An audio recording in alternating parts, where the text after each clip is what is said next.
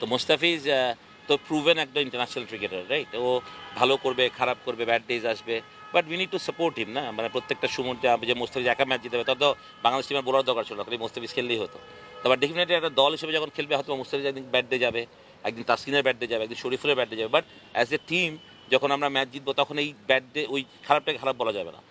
Last ম্যাচে মোস্তাফিজকে সবাই দোষ দিল, আমি কোনোভাবেই দোষ দিই না মোস্তাফিজকে।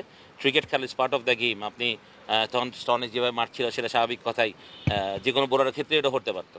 বাট মোস্তাফিজ যে ম্যাচগুলো জিতিয়েছে, সেটা অনেক সময় মানে দারুণ কিছু ম্যাচ জিতে, সেটাও মানতে হবে। সুতরাং প্লেয়ার্সের ব্যাড ডিস গুড ডিস থাকবে, উইকেট থাকে, হয়তো যেই উইকেট হয়তো মোস্তাফিজের কালকে শ্যুট করেনি, হয়তো গ্রিপ করেনি বল, বাট হতেই পারে। বাট মোস্তাফিজকে এটা কেয়ারফুল হতে হবে, যেটা আমার কথা। যখন উইকেট ওরকম ফ্ল্যাট থাকবে, তো ওই হিনিটা ওয়েপেন, যে ওইখানে তার স্টক বলটা কী হওয়া উচিত। কারণ অন্যান্য যদি যে উইকেটে বল গ্রিপ করবে, সেখানে মোস্তাফিজ ইজ ডেঞ্জারাস, মানে ওর মতো ডেঞ্জারাস বোলার কেউ নাই। বাট যখন উইকেট বেশি ফ্ল্যাট হয়ে যাবে, তখন ওকেও সেটা এখন থেকেই, মানে ডেফিনেটলি ও চিন্তা করে, ও নিশ্চয়ই ওর কিছু আছে। তো কারণ he can bowl 140 as well. তো ওগুলাতে ওর মনোযোগ হতে হবে। তো আমি মনে করি না, আমি একবারও চিন্তিত নয়। এটা আমি জানি মোস্তাফিজ বাংলাদেশের জন্য খুব বড় একটা অ্যাসেট, এবং ও বাংলাদেশকে ম্যাচ জিতে দেবে, সেটা আমি সবসময় বিশ্বাস করি। এবং সেটা আমি মনে করি এর আগেও বাংলাদেশকে অনেক ম্যাচ জিতেছে মোস্তাফিজ, এবং আমি মনে করি আগামী ফিউচারে মোস্তাফিজ বাংলাদেশকে অনেক ভালো সার্ভিস দেবে। সুজন ভাই, আপনার গতকালকে দেখেছেন যে 17 জনের একটা প্রিলিমিনারি স্কোয়াড ঘোষণা করা হয়েছে, 10 জনই আপনার দলের, অর্থাৎ আবাহনী। মানে খুব কাছ থেকে তো দেখছেন পুরো সিজনটা। এবারের যে দলটা প্রিলিমিনারি স্কোয়াড, হয়তো বা এখান থেকেই বিশ্বকাপের একটা দল গড়া হবে। কতটুকু ব্যালেন্সড মনে হচ্ছে আসলে, মানে অন্যান্য বারের চাইতে এবারের দলটা কতটুকু ব্যালেন্সড হতে যাচ্ছে, যেহেতু এখনো চূড়ান্ত স্কোয়াডটা ঘোষণা করা আমি হয়নি? তো কিছুদিন আগে এই জন্যই মজা করে শান্তকে বলেছিলাম, তোর ন্যাশনাল টিমের থেকে আমার আবনি স্ট্রং। তো আবনি 10টা প্লেয়ার যাচ্ছে, মানে আবনি যে সব ন্যাশনাল প্লেয়ার, এবং দেয়ার অল হিরোজ, এবং দেয়ার মানে এরকম ফর্মে আছে। আপনি যদি প্রিমিয়ার লিগে যে ইয়েটা আছে, আপনি ওটা গেলেই বুঝতে পারবেন যে প্রত্যেকটা ছেলের স্ট্রাইক রেট কেমন। ওয়ানডেতে স্বাভাবিক যে 70-80 যারা ন্যাশনাল প্লেয়ার, শান্ত বলেন, হৃদয় বলেন, বা জাকের বলেন, তাদের স্ট্রাইক রেটটা আপনি দেখলে সবাই 120-এর উপরে স্ট্রাইক রেটে ব্যাটিং করেছে কিন্তু প্রিমিয়ার লিগে, মানে উইচ ইজ মানে ভেরি, মানে একটা মানে ইনকারেজিং ব্যাপার যে আমাদের ছেলেরা এরকম ব্যাটিং করছে, দে আর ট্রাইং ইট। আর এই বছরের টিম আমি মনে করি যে যেই টিমটা লিউয়েরা অলরেডি ডিক্লেয়ার করেছেন, দারুণ একটা ব্যালেন্স টিম। হয়তো অনেক কথা থাকতে পারে, এ নাই ও আছে, বাট যারা আছে তারা সবাই পারফর্মার, তারা অল গুড ক্রিকেটার্স। তো আমি বিশ্বাস করি যে মানে বাংলাদেশ ক্রিকেটকে দেওয়ার মতন অনেক কিছু আছে ছেলেদের মধ্যে। তাহলে আমাদেরকে ধৈর্যটা ধরতে হবে, যে আমরা আশা করি, যে বিশ্বাস করি যে এই ছেলেরা বাংলাদেশকে অনেক কিছু ওয়ান্ডার করে দেবে আসলে। পারভেজ হোসেন ইমন তো দুর্দান্ত করছেন আসলে এবারে প্রিমিয়ার ডিভিশন ক্রিকেট লিগে, দারুণ স্ট্রাইক রেট, দারুণ এভারেজ, সব কিছু মিলে তিনিও কল পেয়েছেন।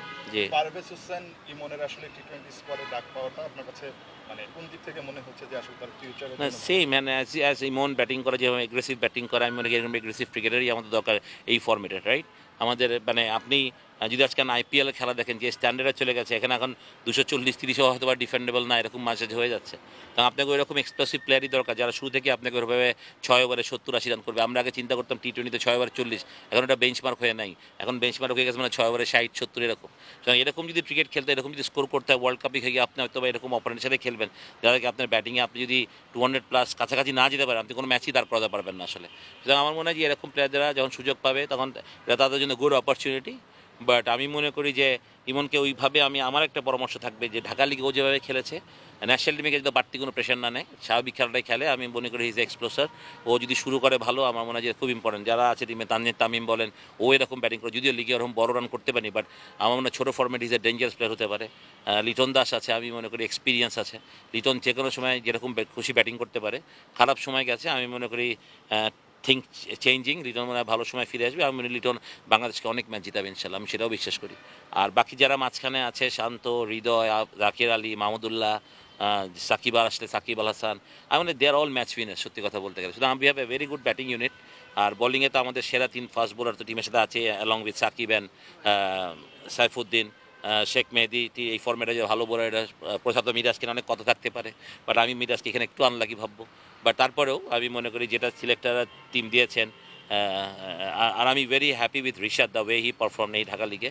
আমি মনে করি এই পারফর্মটা যদিও কন্টিনিউ করতে পারে বাংলাদেশের জন্য, ও অনেক ম্যাচ জেতানোর সাহায্য করবে বাংলাদেশকে আসলে।